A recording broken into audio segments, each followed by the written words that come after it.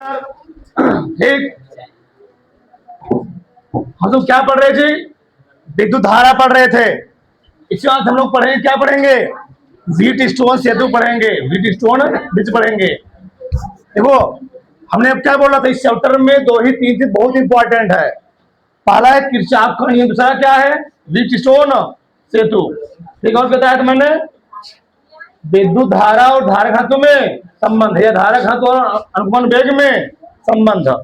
तो लिखो इसमें पहले, देखो यह एक विशेष प्रकार का विद्युत परिपथ है। यह एक विशेष प्रकार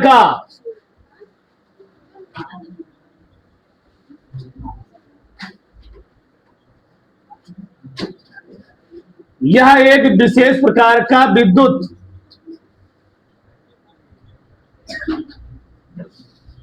परिपथ है जिसका उपयोग किसी अज्ञात प्रतिरोध का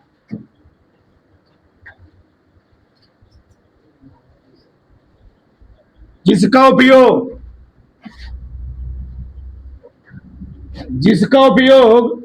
साथ में लिखते रहना, फिर चलाना मत बाद में। जिसका उपयोग किसी अज्ञात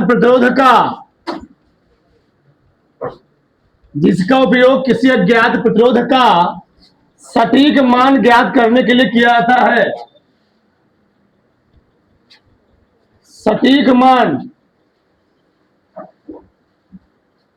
ज्ञात करने के लिए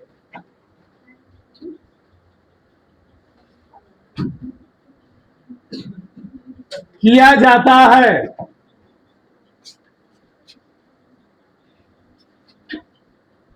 ठीक, हमने क्या लिखा?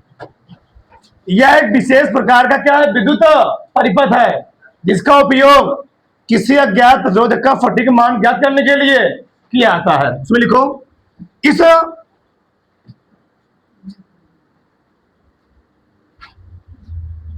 सिद्धांत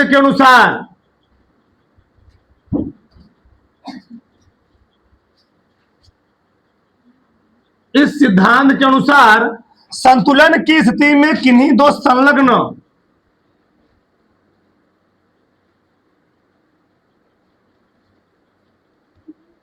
संतुलन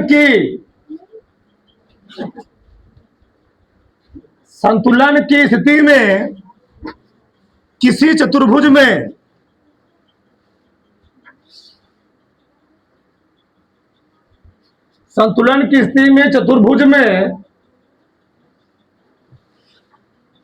चतुर्भुज में किन्हीं दो संलग्न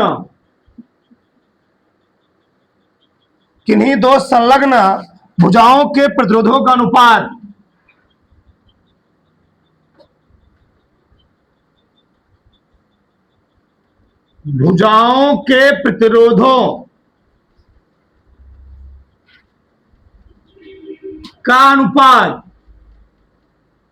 का अनुपात शेष दो भुजाओं के प्रतिरोधों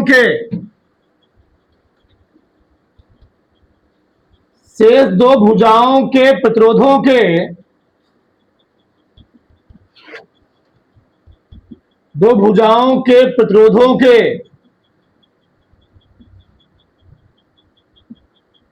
अनुपात के बराबर होता है।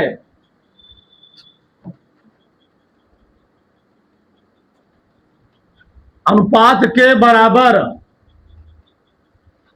होता है। यह सिद्धांत है, बहुत खतरनाक सिद्धांत है। अभी तो क्या लिखा गया? इस सिद्धांत के अनुसार संतुलन की स्थिति में, मतलब जब परिपथ किसमें होगा जी? संतुलन की अवस्था में होगा। किन्हीं दो संलग्न भुजाओं के प्रतिरोधों का अनुपात शेष दो भुजाओं के प्रतिरोधों का अनुपात क्या होगा? बराबर होता है।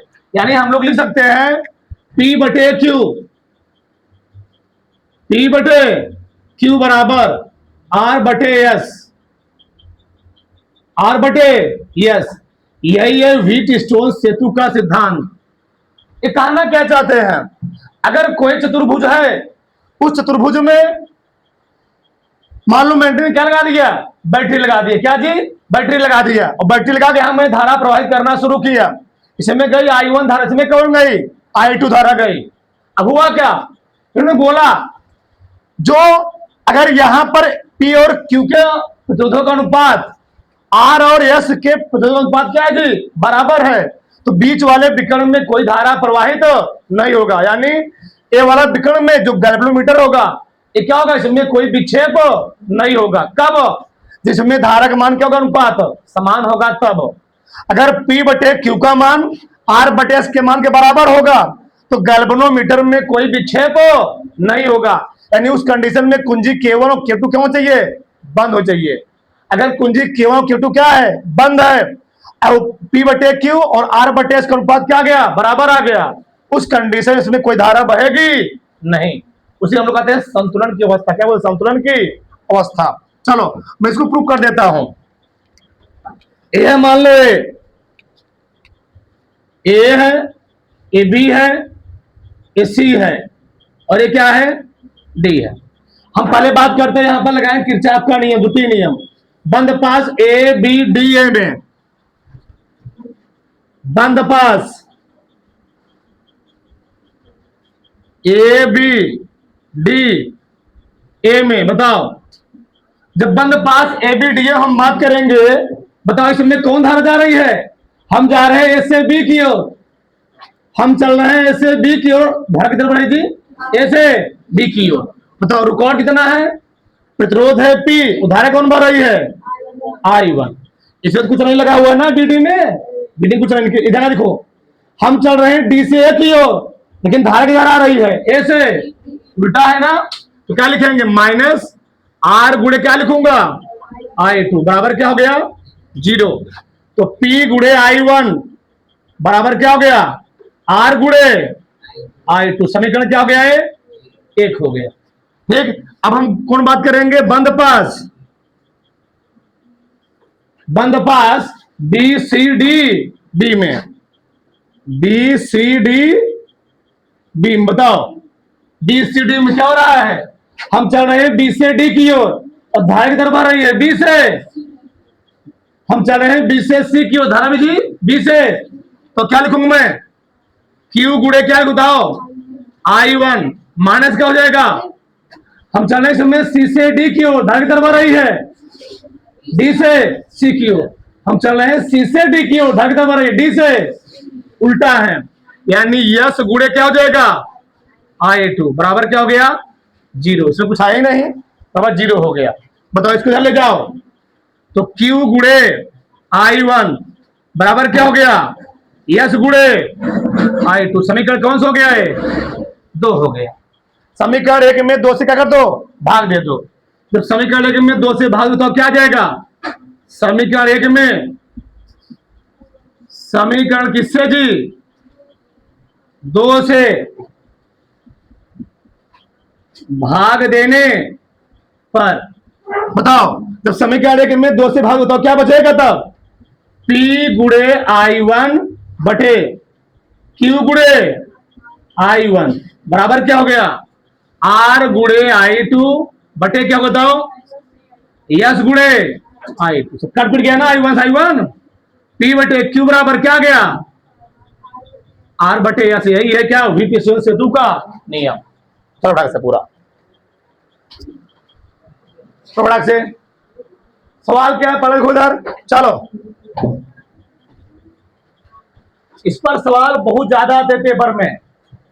ठीक, पहला सवाल क्या है, बिंदुओं ए व बी के बीच क्या करना चाहिए, तुल्य प्रतिरोध। पहले हमको चेक करना होगा क्या ये व्हीट स्टोन सेतु यानी बन रहा है नहीं बन रहा है। जो हम लोग पता कर लेंगे तो हम लोग यहाँ पर अप्लाई करेंगे नियम। अब ऐसे देखो तुमको दिक्कत होगा, मैं बताता हूँ डायग्राम इसका सही से। ये ऐसे है, एक चतुर्भुज ऐसे है, इधर बना तो जगह मिलेगा हमको, ऐसे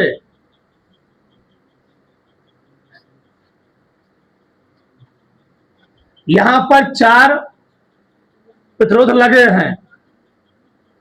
कितने प्रतिरोध, 4 प्रतिरोध।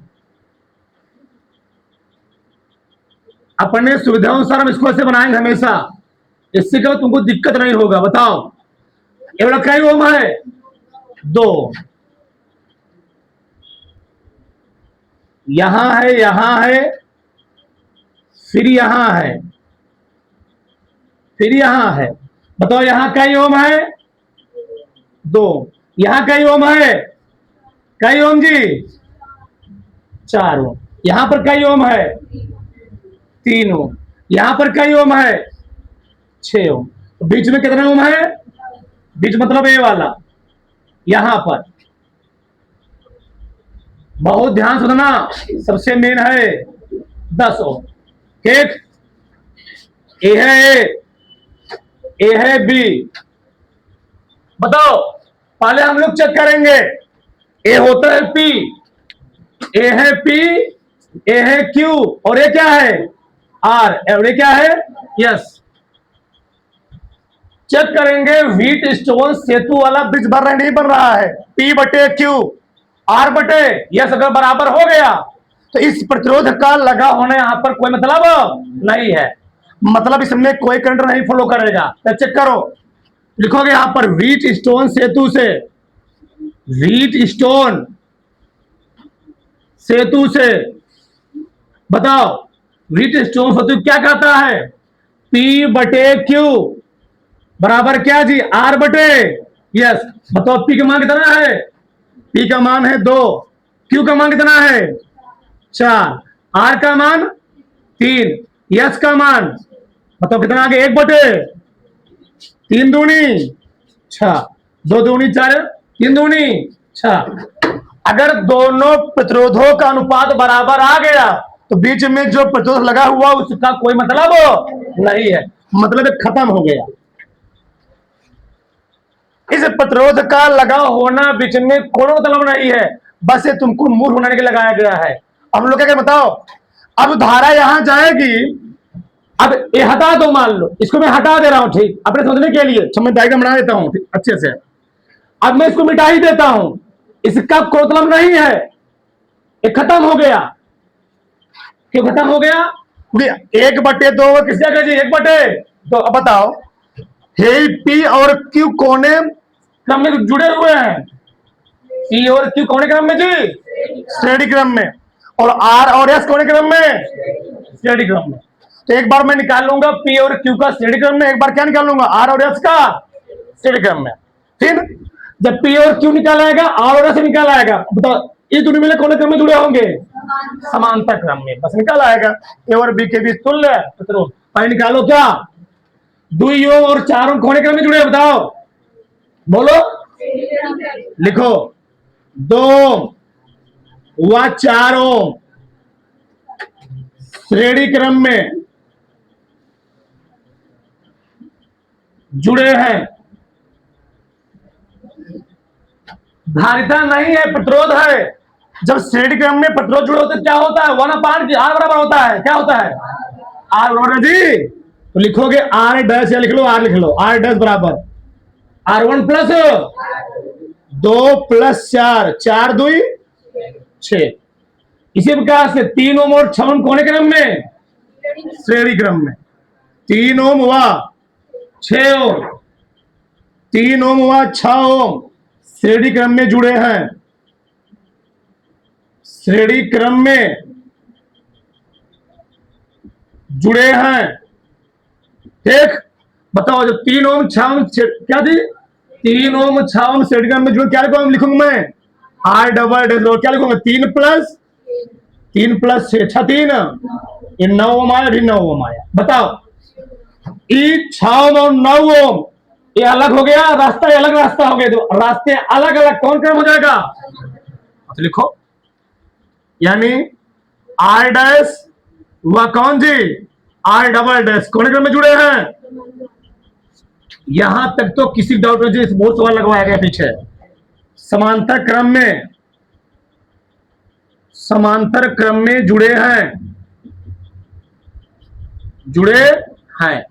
बताओ जब समांतर क्रम में जुड़ जाएंगे, समांतर क्रम अगर 2 मिला समांतर क्रम में जुड़े होते हैं तो हम लोग डायरेक्ट कैसे निकालते? बताओ, बता गए ना?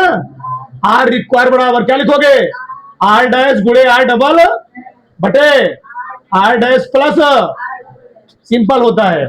तो 6 गुणे 9 बटे क्या 6 प्लस 9 छक 9 6 15, कटी बिटेगा 3 से कटेगा ये, 3 से काटो, हाँ 18 18 54 3 बचे ना, और काट दो इसको, 5 आई 5 अंक जी 3.6 ओम आ गया। यहां तक किसी कोई डाउट, कि हमको हमेशा चेक करना पड़ेगा, रखना। अगला क्या है, एक व्हीट स्टोन सेतु की 4 भुजाओं के प्रतिरोध हमको दिए गए हैं, पी का मान, क्यू का मान, आर का मान दिया गया है। और बोरा संतुलन की स्थिति में जब संतुलन बन जाए कौन कंडीशन हो जाएगा, पी बटे क्यू बराबर आर बटे, लिख लो संतुलन की स्थिति में, संतुलन की स्थिति में क्या लिखूंगा बताओ, पी बटे क्यू बराबर आर बटे, यस, तो पी का मान कितना दिया है 10, क्यू का मान 30, आर का मान, यस का मान नहीं निकाल लोगे, निकाल लोगे ना, बताओ 1 शून्य से 1 शून्य क्या हो गया 20 आई, यस का मान कितना आ गया 60, ठीक। और तुम चेक कर सकते हो संतुलन बोला है 10 बटे 30 बराबर क्या जी, आर का मान कितना है 20, यस का मान कितना आ गया 60, 10 पी आई 30 20 पी आई, और संतुलन में संतुलन है बराबर, दोनों मिलेगा अनुपात संतुलन में है, उधर बढ़ा से कर लो, ठीक। चला उधर, अगला सवाल क्या है, चित्र में प्रदर्शित परिपथ में यदि 10 ओम के प्रतिरोध में प्रवाहित धारा कितनी जी 0 हो। अब बताओ अगर इसमें प्रवाहित धारा से पहले से बोल दिया, अगर इसमें प्रवाहित धारा 0 है तो कौन सा संतुलन हो गया, व्हीट स्टोन है, बीज बन गया ना जी, इसने पहले ही बोल दिया। इसमें प्रवाहित धारा 0 है यानी खत्म हो गया एक प्रकार से, यानी कौन बन गया जी, ये बन गया व्हीट स्टोन सेतु बन गया, व्हीट स्टोन सेतु।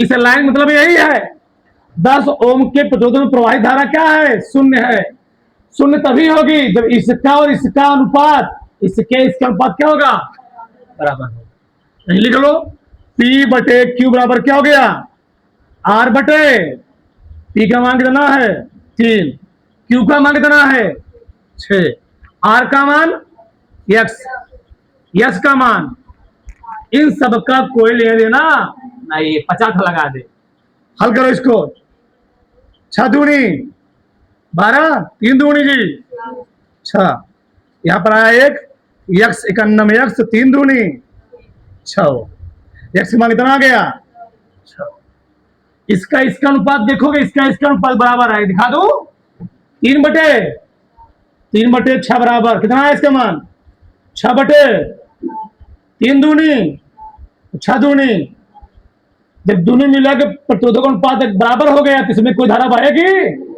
यही है व्हीट स्टोन सेतु, खत्म हो गया, उसका कोई मतलब नहीं है, हमको इस तरह देना है, ठीक।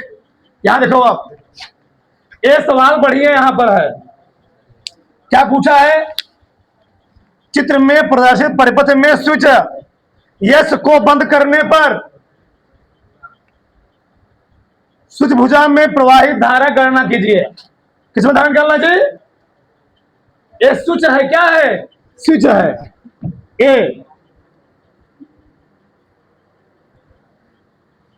ये स्विच है, करा के जब स्विच को बंद कर दिया जाए तो स्विच को बंद करने पर इसमें कितना धारा बहेगी, बताओ इसमें धारा बहेगी नहीं बहेगी, इसमें धारा बहेगी नहीं बहेगी।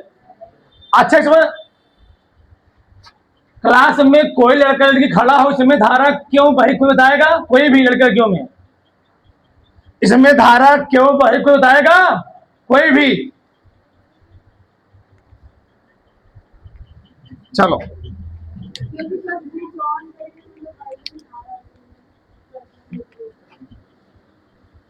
इधर देखो,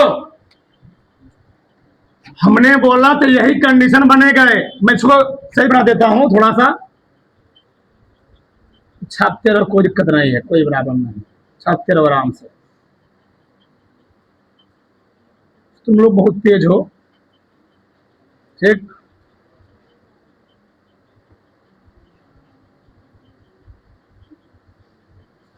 बताओ, इच्छा ओम है, इकाई ओम है, इकाई ओम है 12 ओम, इकाई ओम है 6 ओम। यहां पर ऐसे लगा, ऐसे लगा, बस घुमा दो, तुमको मूर्ख बना के उसे बना दिया हो ऐसे।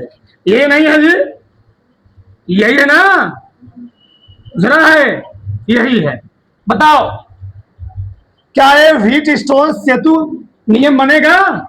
कोई तो आएगा?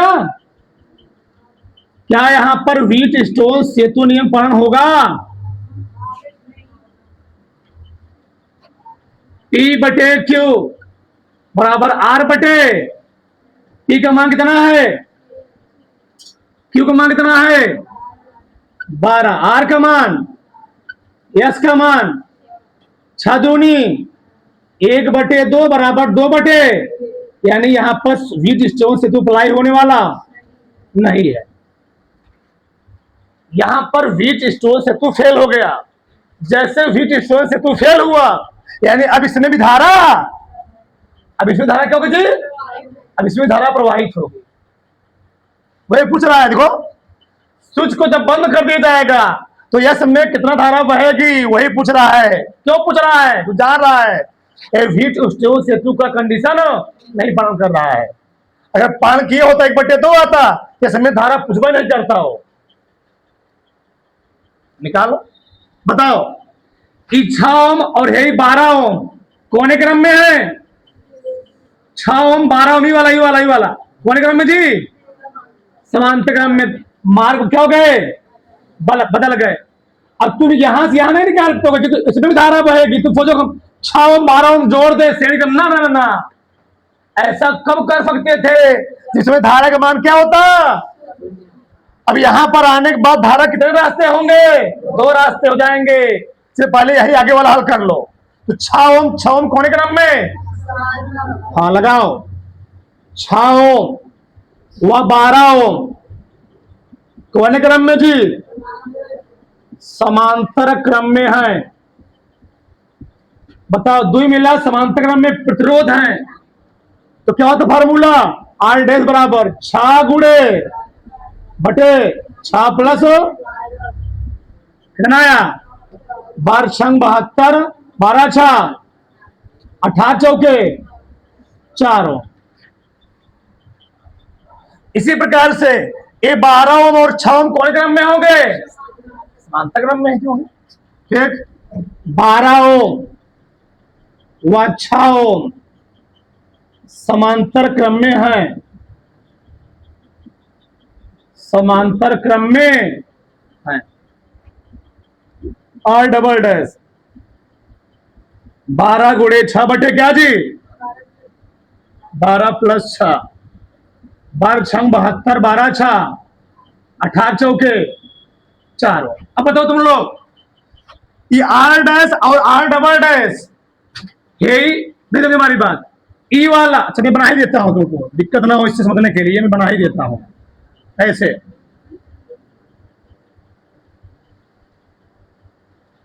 मैं बना दे रहा हूं समझने के लिए, यहां चीजें बना दे रहा हूं मैं।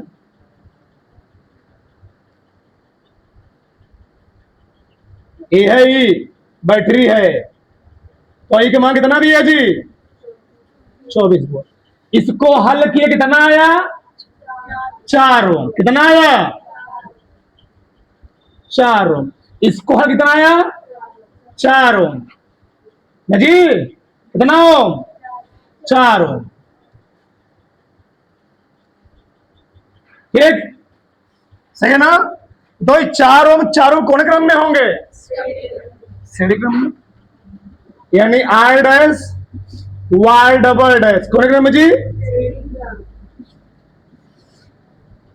श्रेणी क्रम में है, ठीक। जब श्रेणी क्रम में तो बताओ आर इक्विवेलेंट क्या हो जाएगा, 4 प्लस 4 4 8। हमको प्रतिरोध निकालना क्या है, धारा।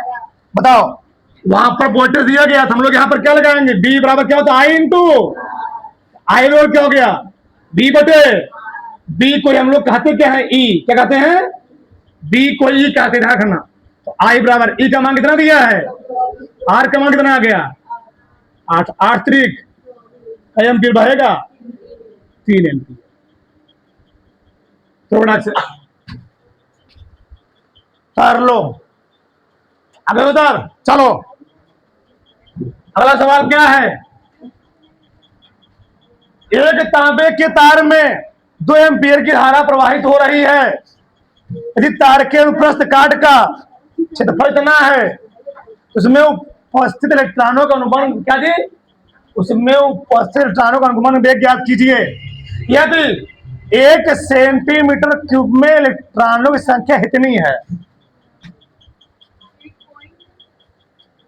8.0 गुणे 10 कितना 22 इलेक्ट्रॉन है। 1 सेंटीमीटर क्यूब में नहीं, 1 घन सेंटीमीटर में इतने इलेक्ट्रॉन है। चलो हमने क्या बोला है, पहले जो जो दिया गया उसको लिख लो। बताओ क्या दिया गया है, धारक क्या है, धारक एम्पियर 2 एम्पियर, क्षेत्रफल क्षेत्रफल कितना है बताओ, 0.01 सेंटीमीटर स्क्वायर। तुम खड़ी हो, सेंटीमीटर स्क्वायर इसको मीटर मतलब कितना आएगा,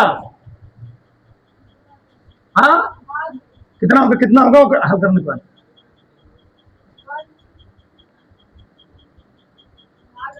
लड़कियों कोई बैठो, लड़कियों कोई बताया जी, इसको सेंटीमीटर स्क्वायर इसको मीटर में कितना आएगा, लड़कियों में कोई भी, लड़कों में कोई, सेंटीमीटर स्क्वायर इसको मीटर में कितना आएगा, हमने बोला खै बताओ, कितने आ रहा है,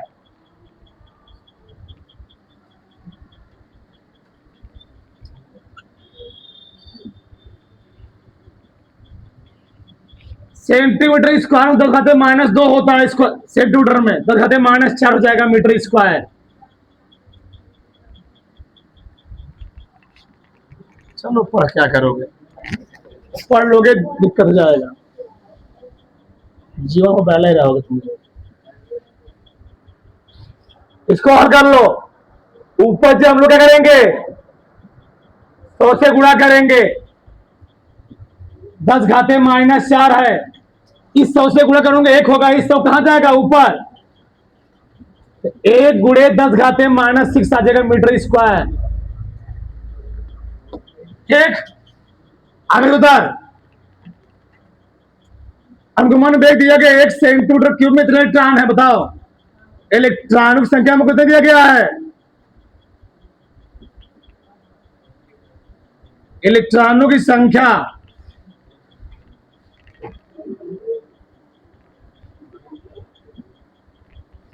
10 घाते कितना और कितना जी, 1 सेंटीमीटर क्यूब में इलेक्ट्रॉन है, मतलब प्रति सेंटीमीटर क्यूब में, प्रति सेंटीमीटर क्यूब में इतने इलेक्ट्रॉन है, ये सेंटीमीटर क्यूब है, इसे बदलेंगे इसको हम लोग मीटर में, तो कितना बताओ 1 सेंटीमीटर, ये प्रति सेंटीमीटर क्यूब है, बोलो ना 1 सेंटीमीटर क्यूब में कितने इलेक्ट्रॉन है जी, इतने 1 सेंटीमीटर क्यूब में प्रति सेंटीमीटर क्यूब कितने इलेक्ट्रॉन, मीटर मतलब इसको 8.0 गुणे 10 घाते 22, 10 घाते 6 से हमको गुणा करना पड़ेगा, क्यों, हम लोग जानते हैं 1 मीटर ओवर कई सेंटीमीटर, 10 घाते 2 सेंटीमीटर, तो 1 सेंटीमीटर में कई मीटर, 10 घाते -2 मीटर, कि बटे में है, जब बटे में है एक सेंटीमीटर है ना मीटर, तो जब एक बटे है ना सेंटीमीटर कितना का जी 10 घाते 2 मीटर है ना, ये बटे में है तो हो गया। कई घाते यहाँ पर तीन, तीन दूनी 6 हो जाएगा। बस फॉर्मूला लगा दो। आई बराबर क्या होता है N E A V D. हमको निकालना क्या है वेग, अनुमान वेग वी डी का मान, तो निकाल लो। आई बटे क्या हो जाएगा, आई बटे क्या जी एन ई ए। आई का मान कितना दिया है, आई का मान कितना बताओ 2 एम्पियर, 2 बटे एन का मान एन ही है 8 गुणे 10 घाते 8 गुणे 10 22 28 10 घाते 28 गुणे ई का मान एक इलेक्ट्रॉन में कितना बेस होते हैं 1.10 घाते माइनस 19 गुणे क्षेत्रफल दिया गया कितना दिया गया जी, ये हल कर लेना आंसर आ जाएगा। हल कर लोगे ना, या घर पर हल कर लेना। 1.56 10 घाते 4 10 घाते माइनस 4 मीटर पर सेकंड आ जाएगा।